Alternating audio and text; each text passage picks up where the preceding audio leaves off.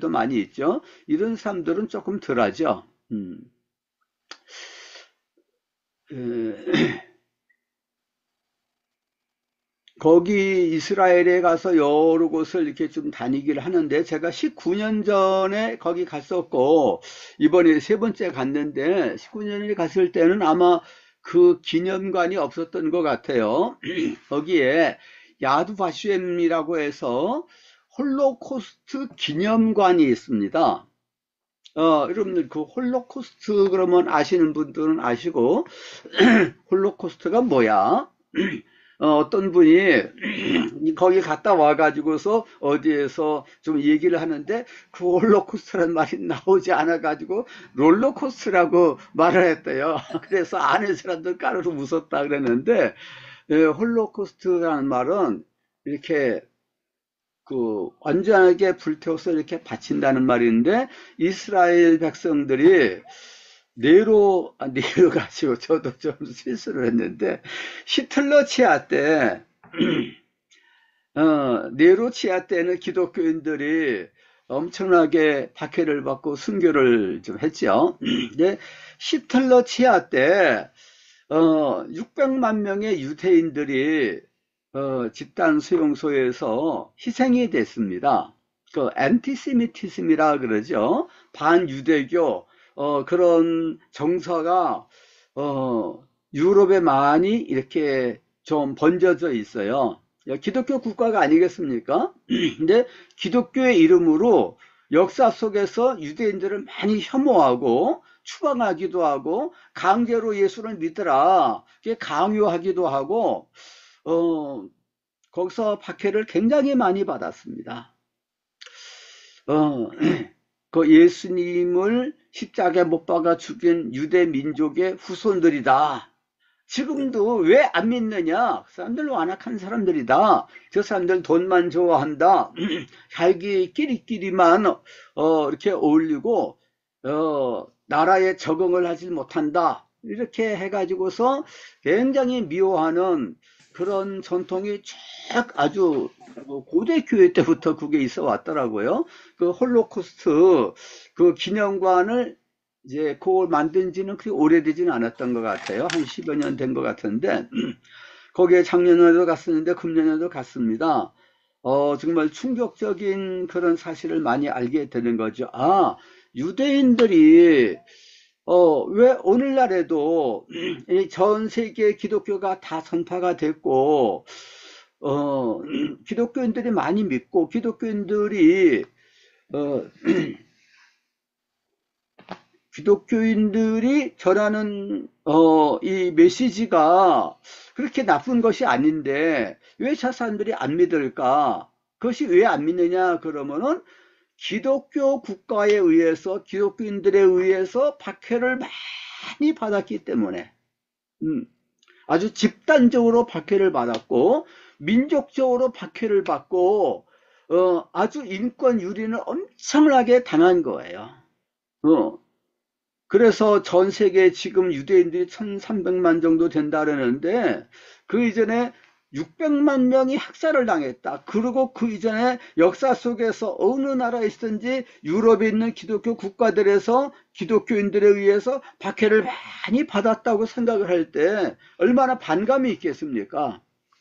거기에서 학생 신분으로 있으면서 유대인들한테 접촉을 해가지고서 친하게 지내가지고 1년 동안 이렇게 친하게 잘 지내고 친구처럼 됐으니까 이제는 좀 복음을 전해야 되겠다 해가지고서 복음을 전하니까 아주 안색을 변해가지고서 야, 너 기독교 복음 전하려고 지금까지 나를 이렇게 구워 삶았지? 하면서 등을 돌리더라는 거예요. 참 이게 쉽지가 않은 거거든요. 왜 그러면 그렇게 믿지 않으려고 그러느냐? 그러고 예수 믿는 사람들도 거기서 다른 믿지 않는 유대인들한테 왕따를 당하고 있는 그런 상황이에요. 거기서 우리가 이제 호텔 안을 빌려가지고서 1박 2일로 이렇게 연합 예배를 드렸어요. 작년에도 그랬는데 그 비용을 우리가 다 대는데 4천만 원인가? 이렇게 좀 들어갔습니다. 근데 그 사람들이 이렇게 모이는 것도 아주 자유스럽게 모이는 것이 아니에요. 우리들끼리 딱 이렇게 모이고 그렇게 모여서 예배를 드립니다. 그리고 그 사람, 예수 믿는 사람, 믿는 유대인들을 메시아닉 주라고 그래요. 크리스찬이란 말을 안 붙입니다.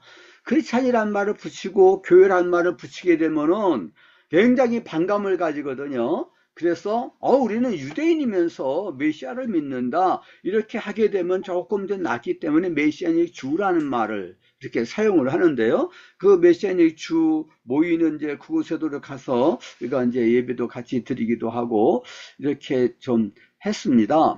근데 아까도 제가 말씀드린 것처럼 왜 유대인들이 마음을 열지 않고 이 귀한 복음을 받아들이지 않고 있고 또 복음을 받아들였으면서도 예수 믿는다는 것을 감추고 또 이렇게 불이익을 당하는 그런 형편에 있게 됐는지 하는 것은 바로 기독교인들이 역사 속에서 유대 민족을 그렇게 박해를 했기 때문에 이런 결과가 일어난 거거든요.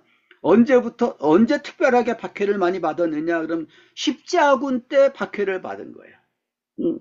십자군 운동이 백수십 년 동안 이루어지면서 그래서 왜 기독교인들이 성지 순례하는데 막고 방해를 하고 받아들이지 않느냐 해가지고서 팔레스타인에 살고 있는 유대인들 또 아랍인들을 엄청나게 거기서 학살을 했습니다. 그래서 십자가를 보게 되면은 그 모슬렘 사람들도 십자가를 굉장히 싫어해요. 근데 유대인들도 싫어하는 거예요.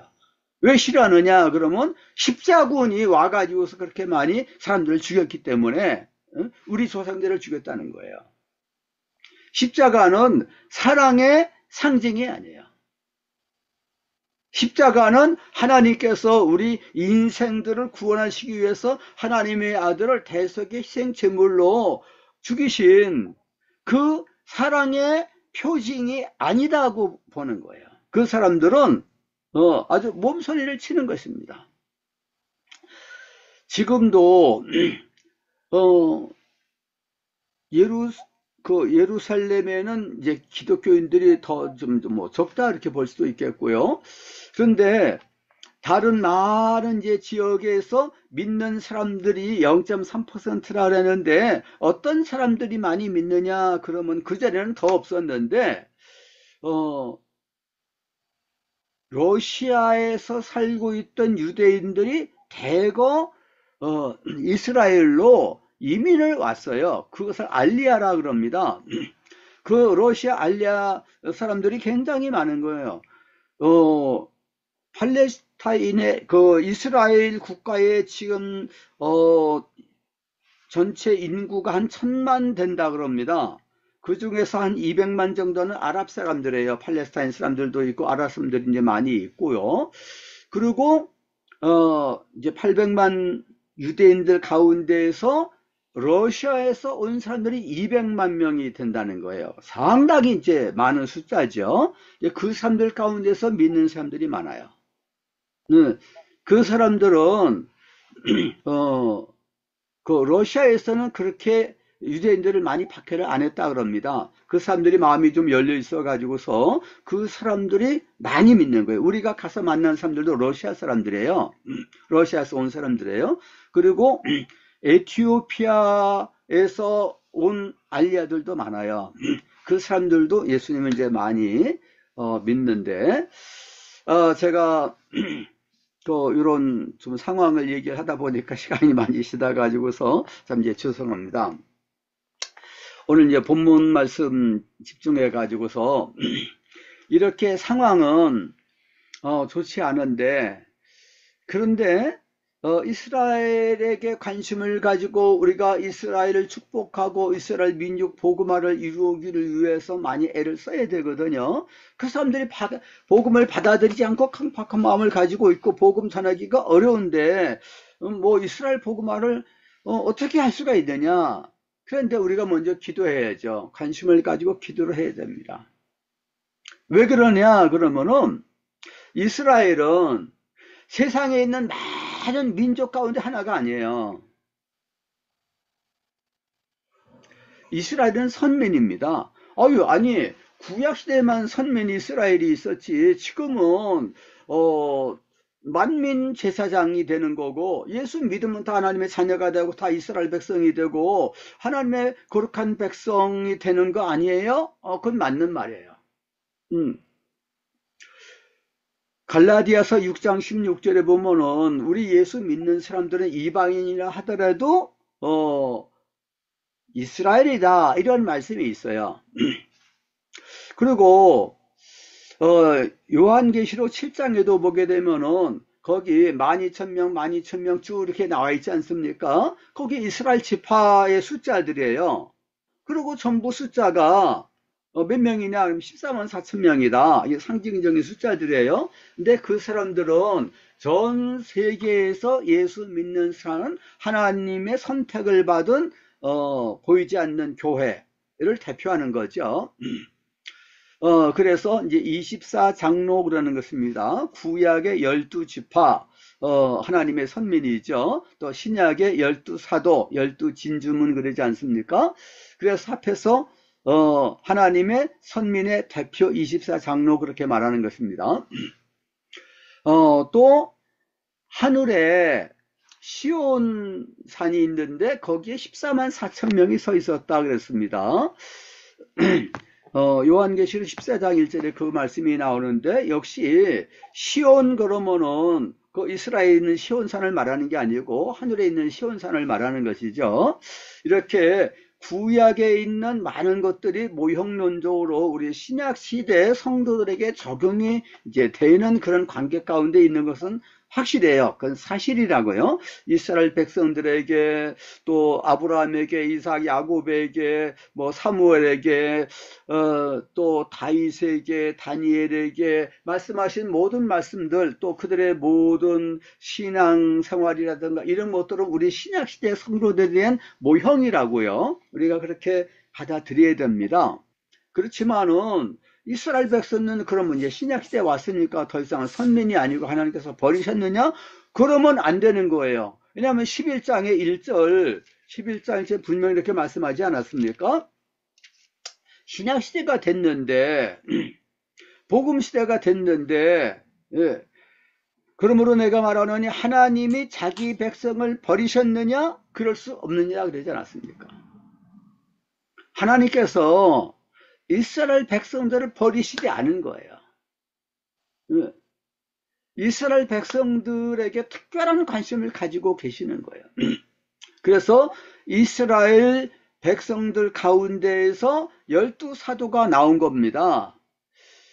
나도 이스라엘 사람이다, 아브라함의 씨다 그러지 않았습니까? 하나님께서 이스라엘 민족이 이렇게 감람나무, 원감람나무라는 거예요. 그리고 이방인들은 거기에 접붙임을 받은 존재, 그런 관계 가운데 있는 것이다. 그렇게 11장에서 말씀을 하고 있는 것입니다. 그래서 가지로 접붙임을 받았는데 뿌리를 무시하면 되겠느냐? 그렇게 하면 안 된다는 겁니다. 그리고 성경의 여러 곳에 보게 되면, 특별히 에베소서 같은 데 보게 되면은 이스라엘 백성들하고 이방인들하고 그리스도께서 화평이 되신다, 2장 14절에 그런 말씀하셨어요. 그래서 중간에 막힌 담을 허르셨다 그랬어요. 중간에 막힌 담이 뭐냐면 율법이에요. 그 율법을 통해 가지고서 이스라엘 백성들은 할례도 행하고 안식일도 지키고 뭐 그 지키는 거가 많이 있잖아요. 그래서 성민, 거룩한 선민이라 그랬어요. 근데 이방인들은 그렇게 하지 않기 때문에 이방인들은 하나님의 백성이 아니에요. 근데 신약시대에 와가지고서는 예수 그리스도를 통해 가지고 모든 성도들이 다 성도가 되는 거예요. 다만인 제사장이 되는 거예요. 그래서 같이 한 몸이 된다 그랬습니다. 한 성전을 이룬다, 하나님께서 거하신다, 그렇게 말씀을 했습니다. 분명히 그 말씀을 하고 있고, 특별히 이제 로마서에서 1장 16절 말씀을 보게 되면, 내가 복음을 부끄러워하지 아니하노니 이 복음은 모든 믿는 자에게 구원을 주시는 하나님의 능력이 됨이라. 첫째는 유대인에게요, 또한 헬레인에게다 그랬습니다. 그 말씀이 많이 나와요. 로마서에. 이 교훈을 고대 교회로부터 지금까지 잘 깨달아 알지를 못했던 거예요. 아주 교회의 큰 실수였다고 볼 수 있습니다. 분명하게 하나님께서 선민 이스라엘을 버리지 않으셨고 그들의 구원을 위해서 하나님께서 애를 쓰고 계시는 거예요. 사도 바울이 이방인의 사도로 부르심을 받았지 않았습니까? 그러면 이방인들한테 가서 복음을 전하면 되는데 누구가 사도 바울을 박해를 많이 했습니까? 죽이려고 막 쫓아다녔습니까? 유대인들이 그렇게 한 거거든요. 왜냐하면 유대인들한테 복음을 전하니까. 유대인들한테 복음 전하지 않으면 되는데, 근데 유대인들한테 가서 먼저 회당에 찾아가서 거기서 복음을 전하고 그 가운데서 먼저 예수 믿는 사람들이 있으면은 또 그 사람들하고 같이 또 이방인들에게 복음을 전하고 늘 그렇게 한 것입니다. 예루살렘에 가서도 마찬가지거든요. 예루살렘에 교회가 있어요. 이방인들이 많이 있어요. 대부분이에요. 그런데 유대인들을 또 초청을 해가지고 사도행전 28장을 보게 되면은 유대인들한테 복음을 전하는 것으로 딱 끝나는 것을 볼 수 있습니다. 사도 바울은 자기 동족이기 때문만은 아니에요. 하나님께서 이스라엘 복음화를 그렇게 원하시는 거예요. 이스라엘이 복음화가 돼야지 그들을 통해 가지고 만민이 또 복음을 들을 수도 있는 거예요. 그런데 사도 바울 당시 때도 보게 되면 다른 이방인들은 복음을 잘 받아들이는데 이스라엘 백성들은 오히려 복음을 받아들이지 않고 시기하는 마음을 가지고서 복음에 대해서 불순종하면서 바울을 죽이려고 쫓아다니는 거예요. 얼마나 힘들었습니까? 교회 안에도 보게 되면은 유대주의자라고 하는 사람들이 있어요. 그 사람은 예수를 믿는 사람들인데 또 바울을 박해했습니다. 참 아주 아이러니라고 볼 수 있지 않습니까? 그렇게 유대인들이 아주 강팍한 마음을 가지고서 사도 바울을 많이 괴롭혔음에도 불구하고 사도 바울이 40에 하나 감한매 39번씩 매를 5번 맞았다 그러지 않습니까? 태장을 맞았다, 3번 맞았다, 또 돌에 맞았다. 다 누구한테 맞은 겁니까? 유대인들한테 맞은 거예요. 이방인들은 그렇게 박해를 많이 안 했어요. 유대인들한테. 그런 유대인들 아주 그냥 얼굴 보기도 싫어할 만한데 그것이 아니에요. 9장 1절부터 보게 되면 내가 그리스도 안에서 참말을 하겠다. 나에게 큰 근심이 있다. 그치지 않는 고통이 있다. 이게 뭐냐? 그러면 내 형제 고륙 친척 이스라엘 민족을 위하여서 내가 차라리 저주를 받아서 그리스도에서 끊어진다 하더라도 나는 원하는 바다 곧 그들의 그 구원을 위해서 그렇게 자기는 원한다는 거예요. 10장 1절에서도 똑같은 말씀을 하고 있습니다. 형제들아 내 마음에 원하는 바와 하나님께 구하는 바는 이스라엘을 위함이니 곧 그들의 구원을 받게 하려 합니다. 그랬습니다. 근데 그들이 알지를 못하고 복음을 거스리고 율법에 매여 있는데 몰라서 그렇다는 거죠. 사실 로마서를 쓰게 된 계기와 목적이 있는 거예요. 그것은 로마 교회를 본래 로마에 살고 있던 유대인들 공동체가 굉장히 컸었습니다. 그 유대인들 경건한 사람들이 개종자들하고 같이 명절을 지키기 위해서 오순절날 예루살렘에 왔다가 오순절날 성령 강림이 돼가지고서 120명 성도들이 막 방언을 하고 복음을 전하는데 그때 저 사람 술 취한 게 아니야? 말하는 거가 자기들 말로 다 들렸다 그랬습니다. 그 로마에서는 그 라틴어를 쓰지 않습니까? 근데 라틴어로 막 쓰이고 막 들리고 그러는 거예요. 야 이상하다 뭐 미쳤나 이렇게 하고 있을 때 베드로가 일어나가지고 주 설교를 하지 않았습니까? 그때 사도행전 2장 10절을 보니까 로마에서 온 유대인들과 개종자들이라는 말이 있어요. 그 사람들이 많이 왔을 거예요.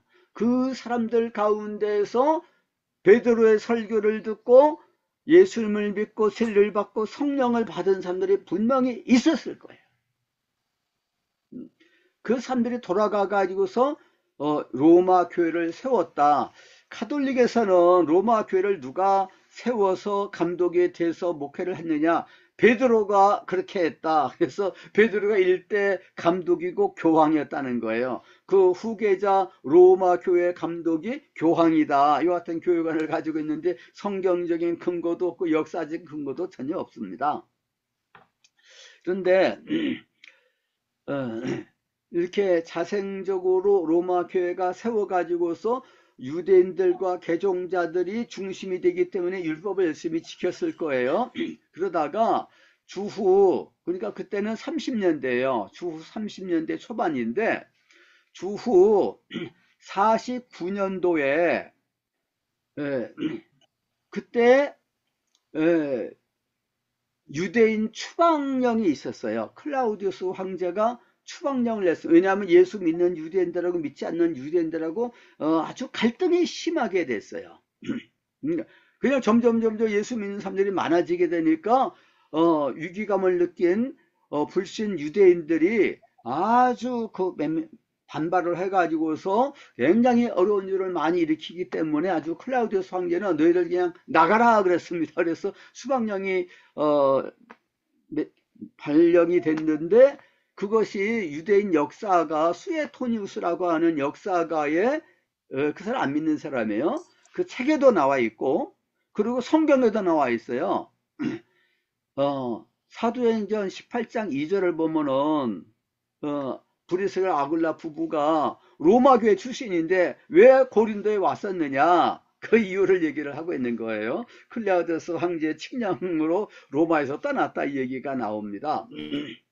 그래서 로마 교회는 갑자기 유대인들이 없어지게 되고 나중에 그 클라우디우스 황제가 주후 54년 추방령을 내린 지 5년이 지나가지고 54년에 죽어가지고서 칙령이 무효가 돼가지고서 이제 네로 황제 때 많은 또 유대인들이 돌아가기도 했지만은 그러나 돌아간 사람 많지가 않고 그 사이에 이방인들이 많아지게 되고 그리고 그동안에 추방이 돼가지고서 사도 바울과 같이 교제를 가지다가 복음을 더 분명히 깨달아 알게 되고 율법의 목적이 무엇인지 오늘날은 율법을 어떻게 관계를 가져야 될지 이런 것에 대해서 잘 알게 된 로마 교회 유대인 신자들 지도자들이 다시 돌아가 가지고서 그 교회 지도를 하면서 율법을 할례를 행하고 그런 문자적으로 다 지키는 시대가 아닙니다.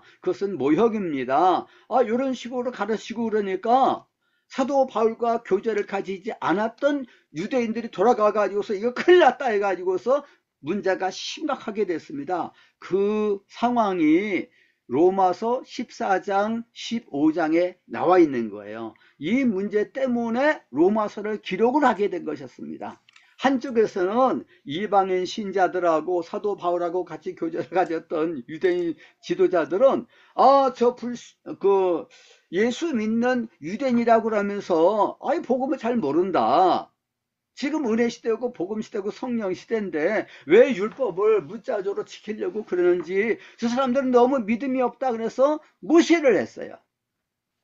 또 그리고 이 복음에 대해서 깊이 알지를 못하지만은 아주 그 보수파 신앙을 가지고 예수를 믿는 사람들은 왜 성경에 나와 있는 대로 음식 아무거나 막 먹느냐, 왜 안식일을 안 지키느냐, 왜 할례를 행하지 않느냐 해가지고서 반발을 해가지고서 같이 모이지 않고 따로따로 모이고 이렇게 문제가 생기게 됐습니다. 14장 1절을 보게 되면 믿음이 연약한 자를 너희가 봤대 그랬습니다. 로마서는 특별하게 유대인 신자들 의식하면서도 썼지만은 그것은 로마 교회 복음을 잘 알지 못하고 있는 유대인 신자들을 의식해서 쓴 그 복음 그 부분이 교리 부분이 로마서 1장에서부터 8장까지예요. 그리고 9장에서부터 13장 또 14장 15장은 로마 교회 내에 있는 이방인 신자들에게 교훈을 한 거라고요. 그래서 믿음이 연약한 자들이 바로 유대인 신자들이에요. 그들의 의견, 비판하지 말라. 그러면서 날짜 지키는 거, 음식 먹는 거, 너무 거기 매여 있는 사람이 비판하지 말라. 이렇게 권면을 하고 있는 것을 보게 되는 것입니다. 그러면서 9장, 10장, 11장에서 사도 바울은 나는 이방인의 신자로서, 이방인의 사도로서 이방인의 여러분들한테 내가 권면을 합니다. 그러면서 쭉 얘기를 이렇게 하고 있어요. 그러면서 25절부터 32절까지가 이제 결론 부분입니다. 시간이 없어가지고서 그냥 결론만 쭉 읽겠습니다. 형제들아 너희가 스스로 지혜다 하면서 이 신비, 이 비밀을 너희가 모르길 원치 않는 하나님의 비밀의 그 구원사적인 비밀이에요. 이방인의 충만한 수가 들어오기까지 하나님께서는 이스라엘 더러를 우둔하게 내버려 두셨다 그랬어요.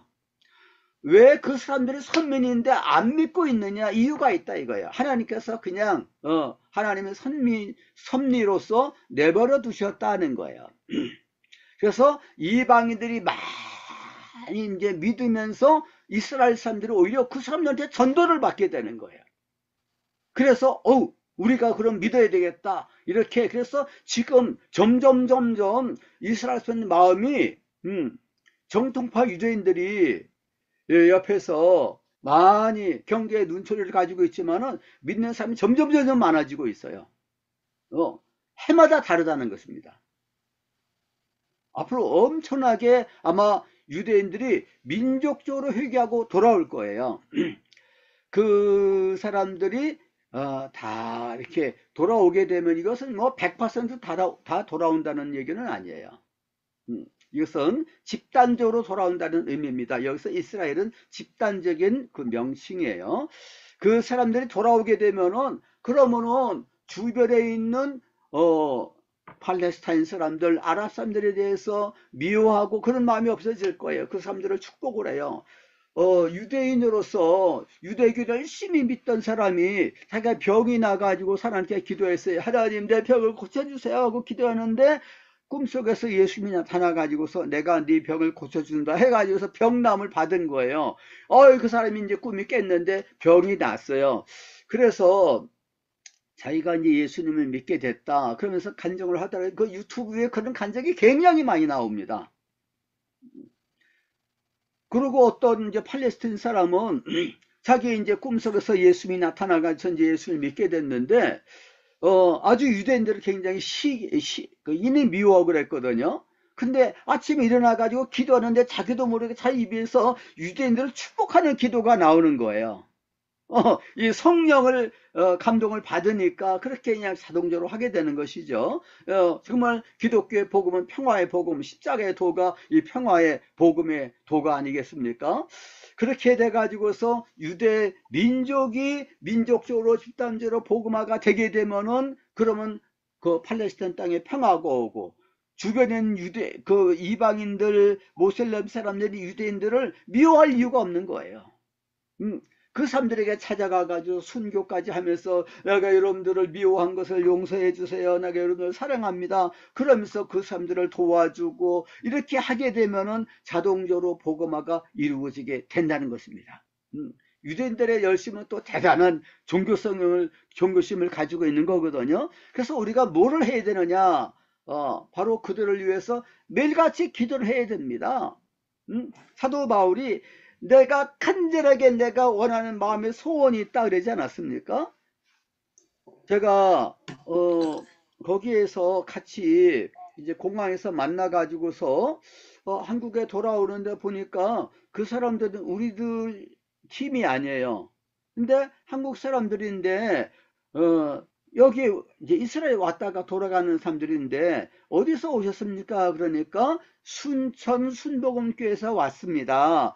오늘만 이번만 온 게 아니고 5년째 해마다 오는데 거기 예루살렘인지 어디인지에 기도실이 있다는 거예요. 그래가지고서 이스라엘을 축복하고 이스라엘 민족을 위해서 기도를 드리고 하는 그 일을 하고서 돌아간다는 것입니다. 우리나라에도 이스라엘 복음화를 위해서 헌신하는 그 선교단체가 굉장히 많습니다. 지금 그래서 이스라엘에서 정말로 이스라엘 사람들이 복음을 깨닫기만 한다고 한다면은 우리 한국 선교사들 다 환영을 하게 될 것이고 같이 합세를 해가지고서 복음을 전하게 되면은 이스라엘 복음화가 될 거예요.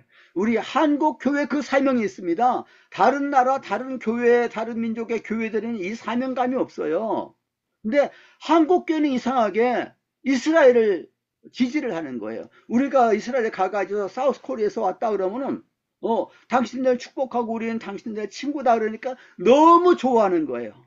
자기들의 친구가 되는 나라가 없는 거예요. 이것을 우리가 정말로 그들을 사랑해서 그들은 하나님의 선민인데 하나님 그들을 불쌍해주고 축복해주고 그 땅에 평화를 주세요. 그 민족의 복음화가 되게 해주세요. 그래서 기도한다고 한다면은 정말로 그 나라가 다를 것입니다. 우리 한국 여자 목사님 한 분은요 이스라엘 군인들을 사랑해가지고 그 사람들한테 많이 도움을 줍니다. 그래서 그걸 알게 되는 거예요.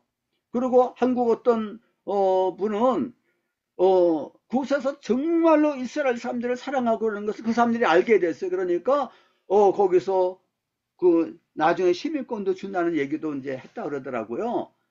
정말로 우리가 진정으로 이스라엘을 축복하고 기도하고 그럴 때 하나님께서 우리 민족도 축복하시고 하나님이 우리 민족을 통하여서 또 이스라엘 민족 복음을 통하여서 전 세계 복음을 이루신다는 놀라운 하나님의 구원 경륜이 있게 되는데 이것을 이루는데 우리가 앞장서는 우리 모두가 되었으면 좋겠습니다. 기도하겠습니다. 우리 아버지 하나님 참 감사합니다. 하나님께서 우리 대한민국의 교회를 축복하셔서 전 세계 많이 나가서 복음을 전하게 해주심을 인하여 감사드립니다. 특별하게 우리 한국 교회가 이스라엘 민족을 사랑하는 마음을 가지게 만들어 주시고 이스라엘 가서 축복을 하게 만들어 주시고 그곳에서 복음을 전하는 사람들이 있게 해주심을 인하여 감사드립니다. 지금은 그들의 마음이 강팍해져서 그들이 우둔해져서 복음을 받아들이지 않고 배척을 하고 있지만은 그러나 때가 되어서 지금 그들의 마음이 점점점 열리고 있는 줄로 믿습니다. 하나님 우리가 더 그들을 위해서 매일같이 합심하여서 간절하게 뜨겁게 기도하게 만들어 주시옵소서. 이것은 사도 바울의 소원만이 아니라 하나님의 소원도 되신 줄로 믿습니다. 그러므로 이렇게 우리 한국교회가 이스라엘 복음을 위해서 헌신하고 기도하고 축복하게 될 때 하나님께서 한국교회를 축복하시고 이 대한민국을 사랑하시고 축복해 주셔서 세계 복음화를 위한 제사장 민족의 사명을 감당하게 해줄 줄로 믿습니다. 우리 주 예수 그리스도의 이름으로 기도드립니다. 아멘. 아멘.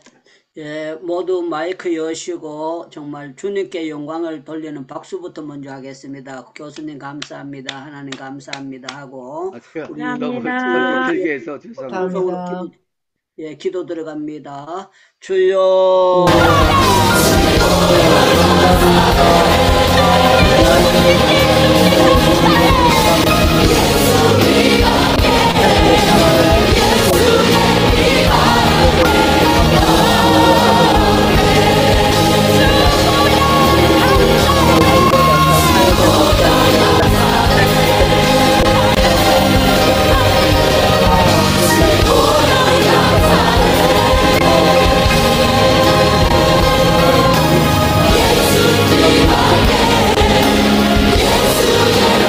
예수